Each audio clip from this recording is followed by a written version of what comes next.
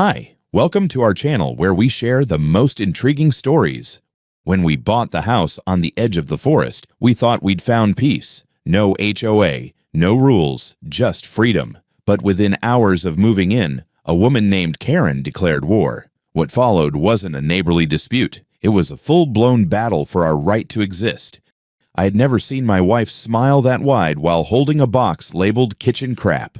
Our 10-year-old son was already halfway into the house shouting about claiming the coolest room. My daughter was spinning in circles on the front lawn with our dog, Moose, barking like he'd found paradise. This was the dream. After years of deadlines, HOA complaints about mailbox colors, and Silicon Valley burnout, I was finally stepping onto the land I owned. Not leased, not shared, owned. No association fees, no lawn police Karens. Just a house on a generous piece of green, bordered by trees, just shy of a national forest. We'd pulled up that morning with 2 rented trucks, 1 cargo van full of furniture, and the unspoken weight of expectations. The Virginia summer air was thick, but for the first time in a long time, it didn't feel suffocating. It felt alive, wild even. I parked the truck at the end of the gravel drive that wound like a question mark toward our new beginning. A private well, a private septic tank. Hell, even the mailbox had "No Trespassing" stamped under the number. As I helped lift a battered leather couch from the truck with my friend Marcus, I caught sight of a slow-rolling electric vehicle inching down the road like a curious beetle. It was small, clean, and entirely out of place. Then I saw the logo, HOA Patrol. Of course, I chuckled to myself. Must have taken a wrong turn. But no.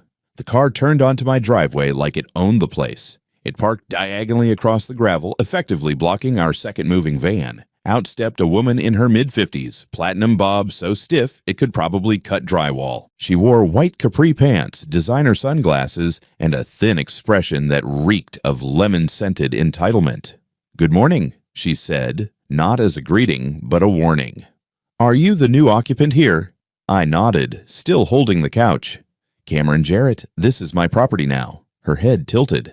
"I'm Karen Tillman, president of the Rock Pine Falls HOA, right across the road." She gestured behind her like she was introducing a royal court. "We weren't informed of any approved move-in for this parcel." I set the couch down carefully and wiped my hands. "Well, that's probably because this parcel isn't part of your HOA." She blinked. "Once. That's unlikely. Every property on this street falls within Rock Pine's architectural jurisdiction." I pulled out my phone, opened the PDF file I'd memorized front to back. "Deeds clear, private land, not under HOA oversight. Sold directly by the previous owner, no encumbrances. I have county maps and title insurance to match." Karen took a step back. "That may be what your documents say, but the HOA board submitted a proposal to annex this property into our boundaries 3 months ago. That process is ongoing. You're subject to pending integration." I blinked, then laughed. Not mocking, just genuinely confused. "You're telling me I have to follow rules from an HOA I didn't buy into because of a form you filed after I bought the property?" Karen didn't flinch. "Until the matter is resolved, you should cease any changes to the property, including moving in large items. This driveway was not designed for heavy freight." I glanced at the professionally laid gravel drive, capable of handling a fleet of dump trucks. "Look," I said, my tone edging toward civil war, "I'm not trying to be difficult, but I didn't spend 8 months closing on a private non-HOA home to ask permission to move my couch inside." Karen's lips tightened. "I'll be making a note of your attitude and vehicle tags." She turned, snapped a few photos of our plates, then climbed back into her golf cart from hell. She left a fine cloud of judgmental dust in her wake. Marcus turned to me. "Dude, that was a Karen." "No kidding," I muttered. I thought it was over. I honestly did. We finished unloading the first truck by early afternoon. My wife unpacked the kitchen, the kids explored the backyard, and found a dead raccoon they wanted to name. It was a good day. Strange start, but good. Until 30 minutes later, 2 police cruisers rolled up the drive. No lights, but the look in the officers' eyes as they stepped out was the kind you only get after a dispatch call that ends in possible trespass with minor children involved. I stood there in work gloves, covered in sweat and dust, staring at badges and wondering if this was actually happening. It was. The taller of the 2 officers stepped forward first, hand resting casually on his belt, but his eyes already scanning the perimeter. Afternoon, sir. We got a call about possible unauthorized occupancy. You Cameron Jarrett? I nodded slowly. Yeah, this is my house. Just closed on it last month. Is there a problem? The second officer glanced over his shoulder at the property, then back at me. We received a report that a family was unlawfully occupying a residence under the oversight of a homeowners association. Something about obstructing access and possible squatting. Squatting? I couldn't help but scoff. With a moving van and mortgage paperwork. Before either of them could answer, a familiar hum filled the driveway. The HOA patrol mobile returned like clockwork, and out popped Karen, this time with two others trailing behind her. One was a wiry man with a clipboard and resting complaint face. The other was an older woman in pastel linen, the type who filed noise complaints against chirping birds. I told you, Karen announced, approaching the officers with a manila folder clutched like a holy relic. This man moved in without HOA authorization. This property is under expansion review, and he is obstructing community standards and vehicular access. The taller officer accepted the folder and began flipping through the pages. The other gave me a weary look, like he'd already seen where this was going. Ma'am, I said evenly, I told you earlier, this house isn't part of your HOA. It never was. Karen ignored me. I have documentation showing our board submitted a jurisdictional annexation request to the county. That makes this parcel subject to conditional oversight until the expansion is approved. I stepped back, exhaled slowly, then walked to the van and grabbed my own folder. Thicker, more recent, and legally bulletproof. I handed it to the second officer. You're going to want to see this. Deed, title, county map, full jurisdictional breakdown, and a notarized letter from my real estate attorney clarifying that no pending applications affect this property. Karen crossed her arms. Well, the county has yet to rule on our application. Exactly, I said, which means it has no effect. You can't enforce control over property you don't own just because you hope to someday. The officers retreated to their cruiser with both sets of documents, leaving us in tense, awkward silence. Karen stared at me like I'd tracked mud into her church. The linen woman whispered something behind her hand to Clipboard Man, who nodded grimly as if I'd insulted their flag. After 20 minutes, the taller officer returned, holding both folders. Mr. Jarrett, your documentation checks out. Your property is not and has never been part of Rock Pine Falls HOA. The county assessor's office confirmed that the parcel in question was explicitly excluded from the development plans 10 years ago. I couldn't stop myself from grinning. So, we're done here. From our perspective, yes. The officer looked at Karen. Ma'am, unless you have evidence of criminal activity, there's no reason for further involvement from law enforcement. This is a civil matter at best, and barely that. Karen's face twisted like she'd swallowed a lemon whole. You're making a mistake. This man is a disruptor. He has a dangerous dog. He's parked commercial vehicles on an unapproved lot. His presence here threatens property values and community tranquility. The shorter officer cleared his throat. None of which is illegal.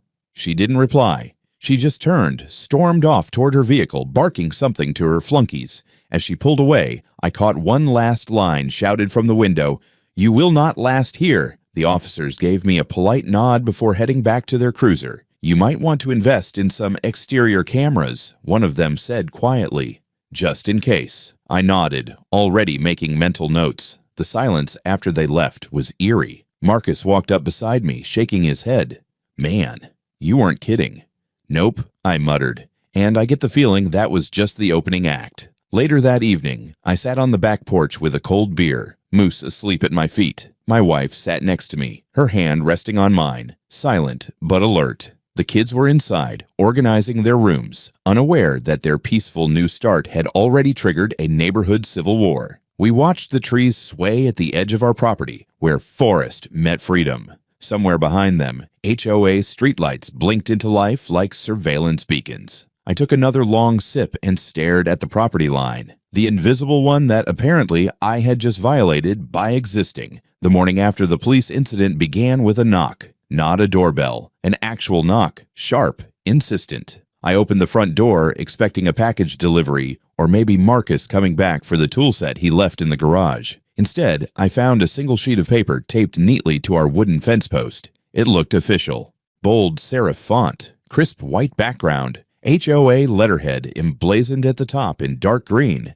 It even had a watermark. At the bottom were 5 signatures. Karen's was the largest, of course, like some budget version Declaration of Independence. By decision of the Rock Pine Falls Homeowners Association Board, it read, "You are hereby ordered to vacate the premises within 48 hours. Failure to comply will result in further legal action and escalation. This property currently stands in violation of community integration policy and must undergo committee review prior to any occupancy." I laughed out loud, not because it was funny, but because I couldn't believe the audacity. My wife, standing behind me with a cup of coffee, read it over my shoulder and muttered, "They're unhinged." I took the paper down, snapped a photo, and texted it to my attorney with a simple caption, "Do I frame this or burn it?" Then the next wave hit. Around noon, while I was assembling our living room furniture, a white SUV with a county seal on the side pulled into the driveway. A man in a buttoned shirt stepped out, clipboard in hand, looking sheepish. "Mr. Jarrett?" he asked. "I'm with the Virginia Department of Agriculture and Animal Control. We received a report that you may have an unregistered and potentially dangerous dog on site." I blinked. "What?" He flipped through the pages. "The complaint says large, aggressive canine, not secured, no visible tags, barking, signs of aggression toward pedestrians. Moose, our overly affectionate golden retriever, padded up next to me, tail wagging, tongue lolling." The officer looked down. Moose sneezed. "Uh-huh," the man said. "That the beast in question?" I nodded. "Yeah. He's a menace to squirrels and peanut butter jars." The officer chuckled. "Mind if I take a quick look at his tags?" Moose, being Moose, immediately sat, lifted a paw, and looked up with tail-thumping joy while the man scanned his collar. "Looks current. Rabies cert is clean. Honestly, he seems less dangerous and more like an emotional support dog in training." "Tell that to Karen Tillman," I muttered. The man looked up. "You've had run-ins with Rock Pine Falls?"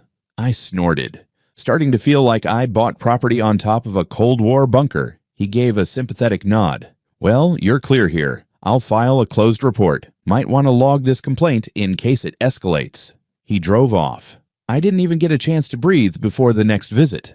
This time it was a duo from the county's Department of Transportation showing up with reflective vests and measuring wheels. They said someone had filed a formal complaint stating that our moving trucks had damaged the road's asphalt. According to them, they had to assess whether the damage required city funds to repair, and if so, whether I'd be liable. They walked the length of the drive and the adjacent street with all the seriousness of a crime scene investigation. I followed silently, occasionally pointing out that the gravel on my private drive was, in fact, gravel, not asphalt. They nodded, scribbled notes, and took measurements that led nowhere. Honestly, one said, "Your drive looks newer than the HOA's internal roads. We'll file this as unsubstantiated unless something changes." By early evening, I was exhausted, not from labor, but from fending off bureaucracy by proxy. That night, I installed 3 motion-activated cameras, one on the driveway, one by the front door, and one facing the edge of the property that bordered Rock Pine Falls.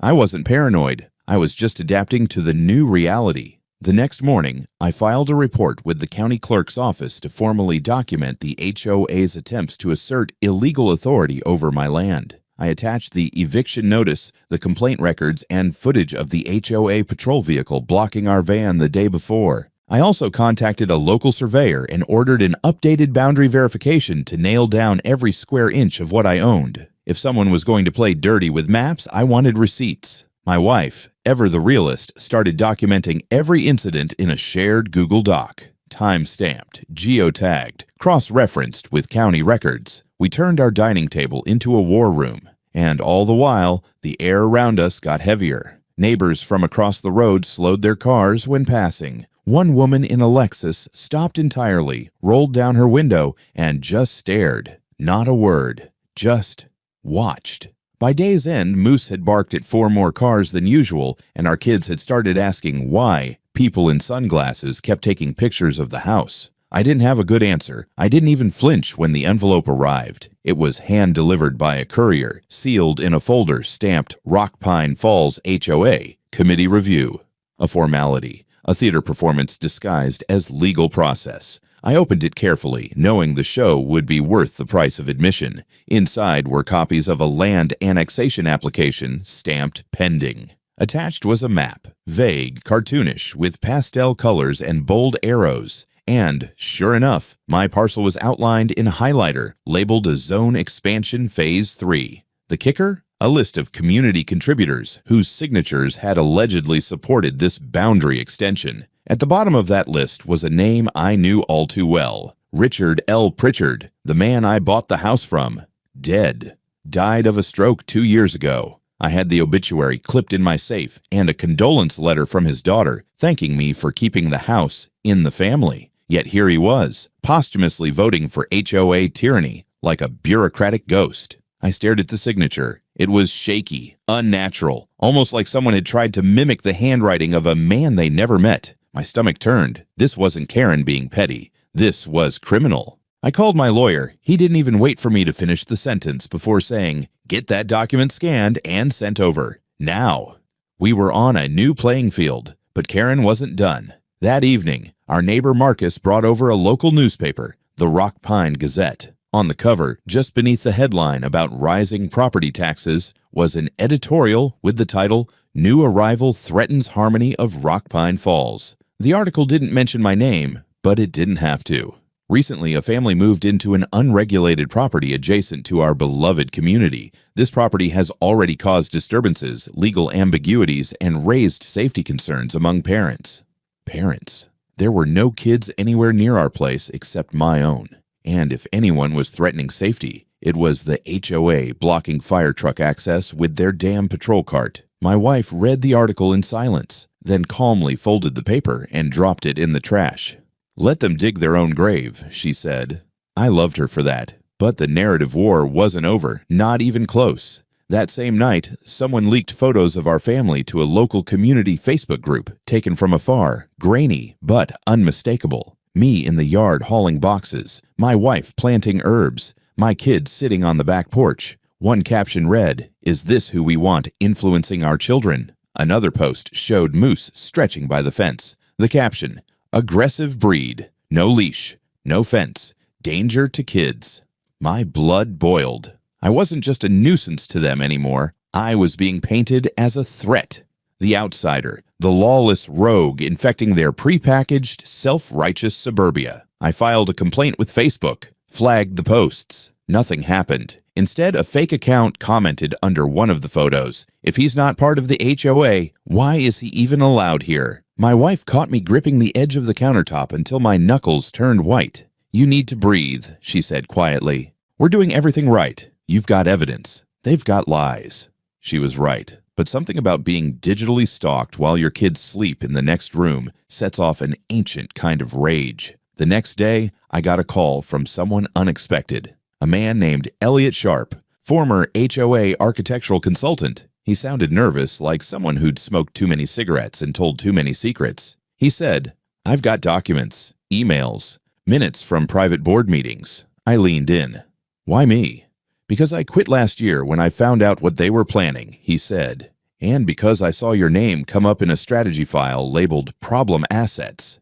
That was it. He dropped a flash drive in my mailbox the next morning, sandwiched between junk mail and a fake HOA newsletter. I opened it on my offline laptop like it was radioactive. Inside were PDF scans of internal memos, emails with subject lines like, "For discussion, visual harmony concerns," and my personal favorite, a spreadsheet labeled Aesthetic Risks Phase 3. Next to my name, someone had written, "Does not match visual identity, non-compliant potential, target with integration pressure." There it was. This wasn't about noise, or dogs, or gravel driveways. This was about appearances. I didn't belong in their curated bubble, and they had a playbook to drive me out. They'd just made a mistake by putting it in writing. I didn't sleep that night, not out of fear, but focus. By dawn, I had organized every document, every email, every photo and scan Elliot had given me. My dining table looked like a crime board in a detective show, minus the red string.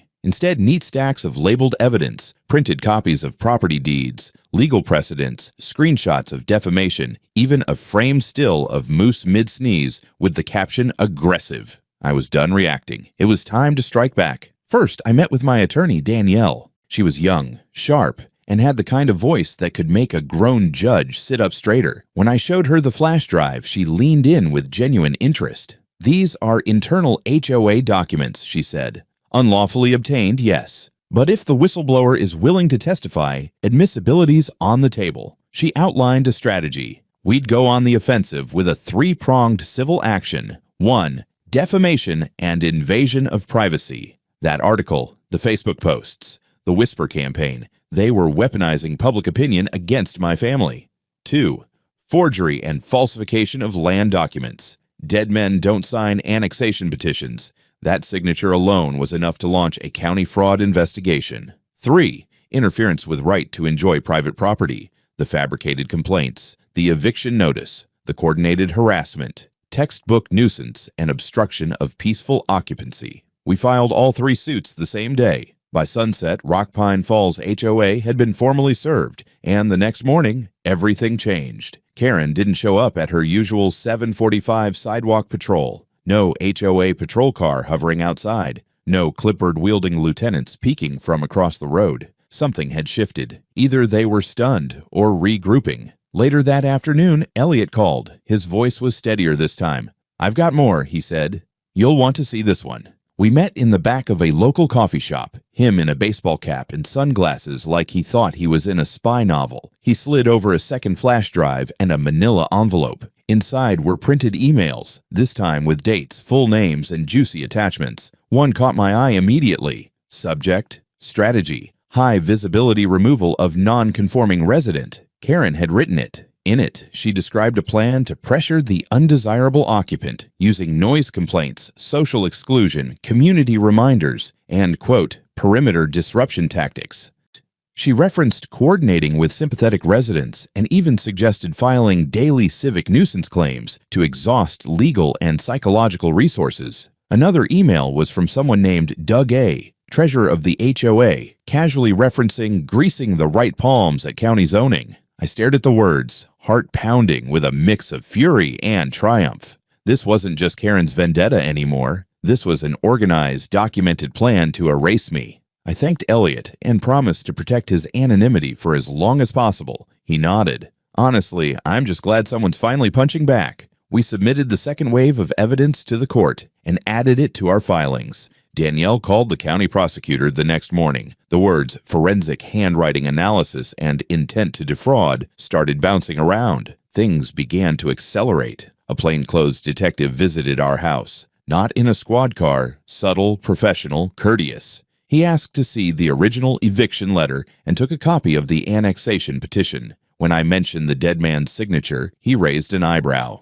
"That's not something most HOA boards mess with," he said. "No," I agreed, "but Karen doesn't seem to understand limits." By the end of that week, 3 members of the Rock Pine Falls HOA board had been subpoenaed. Karen, Doug A., and a third member named Lynn, whose name I recognized from the pastel linen posse. The neighborhood turned quiet. Not peaceful, quiet, like the hush before a tornado hits. I could feel the walls shaking, but I didn't flinch, because now, finally, it was their turn to explain themselves. The HOA didn't go down quietly. They never do. 2 days after the subpoenas dropped, a glossy flyer landed in every mailbox on our street. Professionally printed, green and gold, embossed with the HOA's signature oak leaf emblem, like a church bulletin or a private school fundraiser. On the front, bold typeface read, "Maintaining Rock Pine's values, a call to community awareness." Inside, 4 paragraphs of bureaucratic word salad warning residents of disruptive newcomers,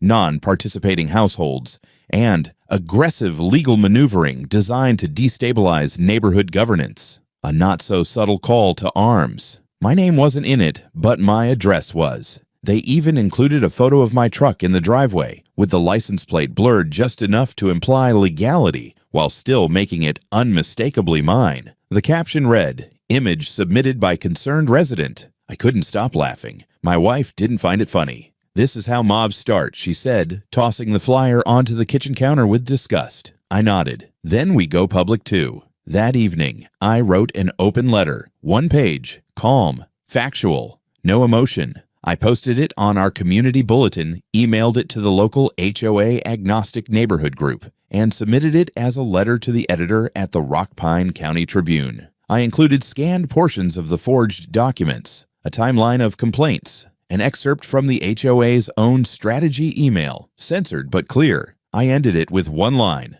"We are not the danger, but we won't be driven out." By morning, it had already been shared in 3 local Facebook groups and 1 HOA watchdog subreddit with 10,000 followers. Then the phone calls started. The Tribune wanted a full interview. A local podcast host emailed asking if I'd speak about HOA overreach. A reporter from Richmond called asking for comment. It was snowballing. Karen tried to counter. The next HOA meeting was live-streamed, a first in Rock-Pine history, and it was packed. Residents who normally didn't bother with those tedious little meetings showed up in droves. Karen stood at the front like a wounded empress, explaining that the board's actions were in defense of community standards. She denied the existence of any coordinated harassment and dismissed Elliott's documents as fabricated nonsense from a disgruntled contractor. But not everyone was buying it anymore, especially not when Doug A., the treasurer, didn't show up to the meeting at all. Word had gotten out that he'd been interviewed by county investigators the day before. Rumors started flying: bribes, zoning board pressure, misuse of HOA funds.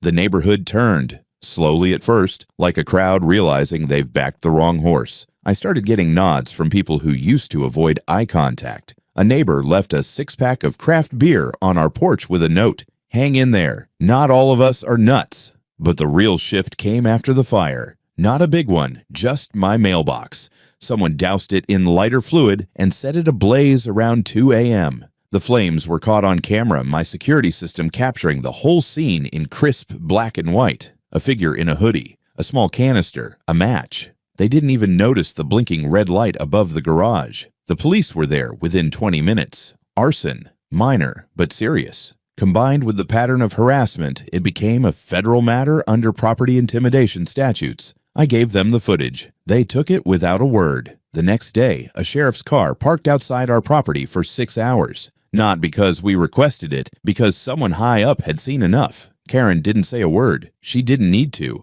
Her war had become public, and the public wasn't siding with her anymore. The subpoena hearings were scheduled for a Thursday morning. I arrived early, wearing the only suit I owned that didn't feel like it belonged to a tax accountant. Danielle, my attorney, looked calm and razor-sharp. Flipping through a binder that now had so many dividers, it resembled an encyclopedia of neighborhood warfare. The courthouse was old brick and marble, built to impress in the 1920s and never updated for Wi-Fi. Still, it was buzzing.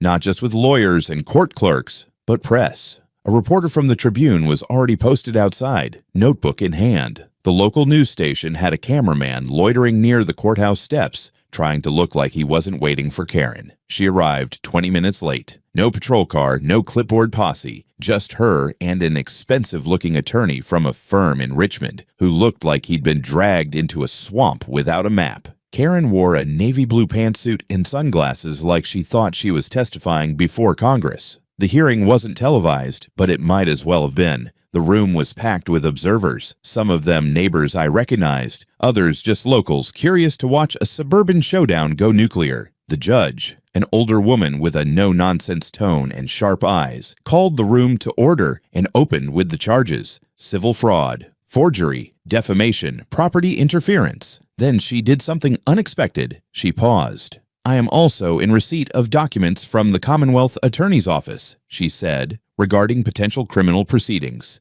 "These will not be addressed here, but this court is not blind to their existence." Karen flinched. Her lawyer whispered something to her, and she nodded tightly. Danielle stood and began our presentation.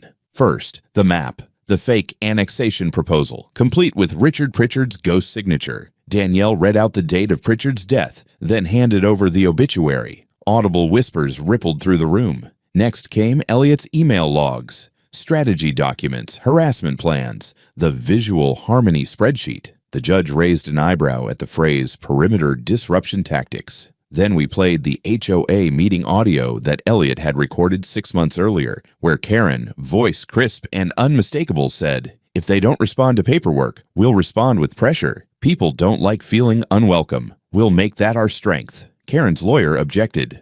The judge overruled. It wasn't even lunch yet, and we had practically won. Then came the nail in the coffin. Doug A., the treasurer, had agreed to testify. He entered through the side door like a man heading to his own execution. He looked tired, like someone who hadn't slept in weeks. He sat at the witness table, cleared his throat, and began. He confirmed that Karen had orchestrated the falsified petition, that she had personally told him to make the signature page look full, that she had leaned on a zoning board contact to bury early complaints, that she'd suggested documenting the new guy's violations in advance, just in case. He admitted he didn't know Pritchard had been dead, but said he'd voiced concerns that were dismissed with hostility. At one point, he looked directly at me. I should have said something sooner. I just didn't want to be the next target. The judge leaned back in her chair and sighed like she was trying not to roll her eyes. That's the problem with intimidation. It works until it doesn't. Karen never took the stand. Her lawyer advised silence, probably wise. The judge closed the hearing with clarity. This court finds that the Rock Pine Falls Homeowners Association knowingly submitted falsified documents to a county agency, engaged in coordinated harassment, and disseminated defamatory information regarding the plaintiff and his family. These actions constitute civil violations under state law and justify full damages. And then the final blow.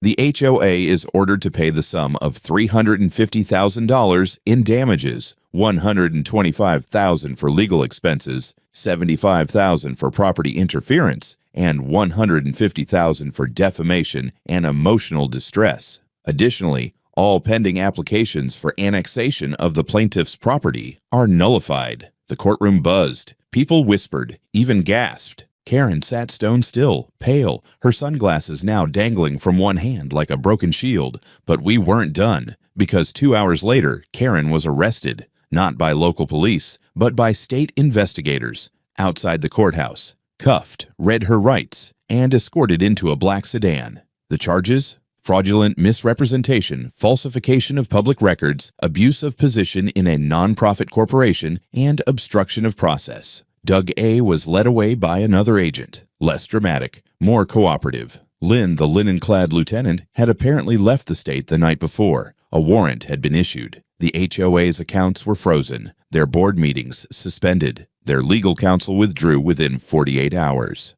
And, the cherry on top, the county council issued a formal declaration dissolving the Rock Pine Falls HOA, citing malicious abuse of authority and loss of community trust. It was over, at least on paper. I went home that night to find my family waiting on the porch. My wife hugged me harder than usual. My daughter asked if the HOA lady was going to jail forever. My son wanted to know if he could take down the no trespassing sign now.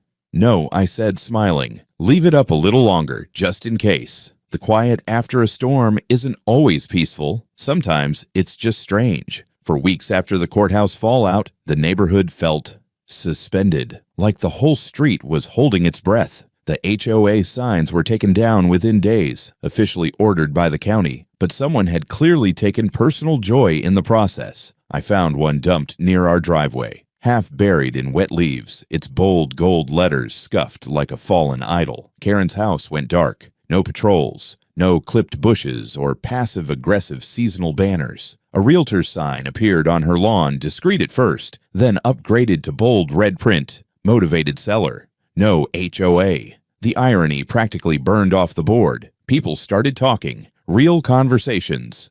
Not HOA scripted small talk, but real, cautious human interaction. My wife and I were invited to a barbecue across the road, a gesture we'd never received when we first moved in. The host was a guy named Joel, early 50s, bald with a beer belly and a surprisingly delicate grill technique. He pulled me aside while flipping bratwursts. "You know," he said, "we didn't know how bad it was. Karen made it sound like you were building a meth lab out here or something." I chuckled. "Just a hammock.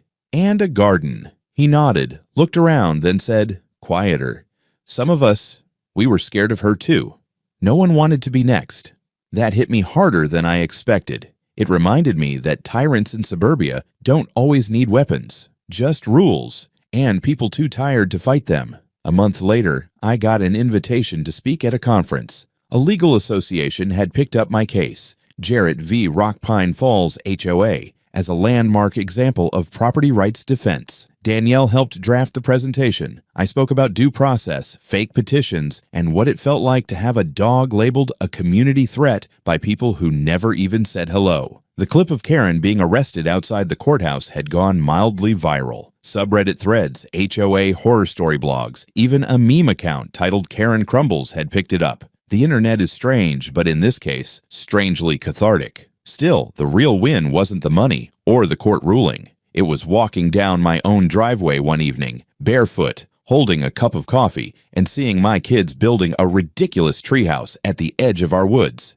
No permits, no design compliance, just crooked wood and joy. Moose barked at a squirrel and chased it in a full circle like an idiot. I laughed out loud. My wife called from the porch. "Hey, you coming to the backyard?" I turned the corner and saw neighbors I barely knew just months ago setting up folding chairs and paper plates under strings of lights we'd rigged along the trees. There was food, laughter, some kid was chasing a frisbee, and someone had even brought an acoustic guitar. God help us. Over the gate, we'd hung a homemade banner. Nothing fancy, just white canvas with bold blue letters. "We're not in an HOA. We're free. Welcome." Joel handed me a drink and clapped me on the back. "You ever think about running for something?" he joked. I grinned. "After this year, I'd rather fight a bear."